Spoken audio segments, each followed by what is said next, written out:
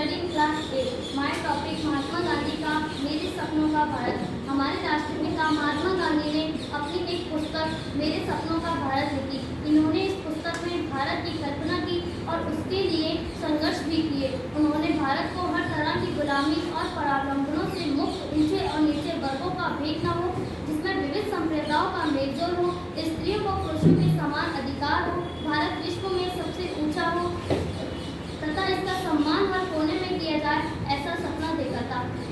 मेरे सपनों का भारत ऐसा हो, समानता व भाईचारे में बहता हो, राम रहीम गुरु नानक या ईसा हो, ना कोई निर्धन ना कोई धनवान हो। वर्तमान समय में बार बार मेरे हृदय से यह प्रश्न उठता है कि मेरा भारत कैसा हो, ऐसा देश जो अपनी संस्कृति विविधता में एकता के लिए विश्व प्रसिद्ध, किंतु आज भी हम जिस भारत की कल्पना करते हैं वह पूरी तरह से ऐसा नहीं है। इसके लिए सबसे महत्वपूर्ण है कि हर व्यक्ति शिक्षित हो तथा जो बेरोजगारी हमारी युवा पीढ़ी को दीमक की भांति की तरह खा रही है, उससे हम निजात पा सके। क्योंकि कहा गया है कि देश की अर्थव्यवस्था एक बात कहे सच्ची, देश की अर्थव्यवस्था एक बात कहे सच्ची, भिखारियों की हालत बेरोजगारों से अच्छी, भिखारियों की हालत बेरोजगारों से अच्छी। भारत एक महान राष्ट्र बनने की पूरी ताकत रखता है। इसके लिए सर्वप्रथम प्रत्येक नागरिकों को अपनी जिम्मेदारी निभानी होगी। मानव संसाधनों और प्राकृतिक संसाधनों का एक सेतु बनाकर इसे विकास के साथ जोड़ना होगा। क्योंकि अगर भारत को विकसित करना है तो आवश्यक है क्षेत्रों को विकसित करना, क्योंकि भारतीय नींव ही तो गाँव ही है, तभी मेरे सपनों का भारत का एक आयाम पूरा हो सकेगा। आज हमारे देश में भ्रष्टाचार बहुत ही तेजी से फैल रहा है, जो कि एक बीमारी की भांति है। यदि इस बीमारी पर विराम नहीं लगाया गया तो हमारा भारत पूर्णतः नष्ट हो जाएगा।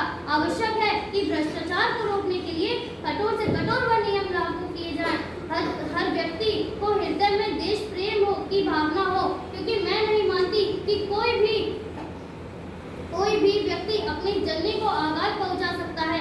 अतः भ्रष्टाचार, घूसखोरी इत्यादि लोगों तत्वों से निजात पाकर ही हम भारत को विश्व गुरु बनाने का स्वप्न पूरा कर सकेंगे। मेरे सपनों का भारत ऐसा हो जहां कहीं भी महिलाओं के साथ उत्पीड़न, घरेलू अत्याचार आदि देखने को ना मिले। क्यों जरूरत पड़ती है हमें आज भी बेटी बचाओ बेटी पढ़ाओ की जैसे अभियानों की? क्या सरकार के द्वारा बनाए गए कानूनों से ही हम इन बुराइयों से निजात नहीं पा सकते?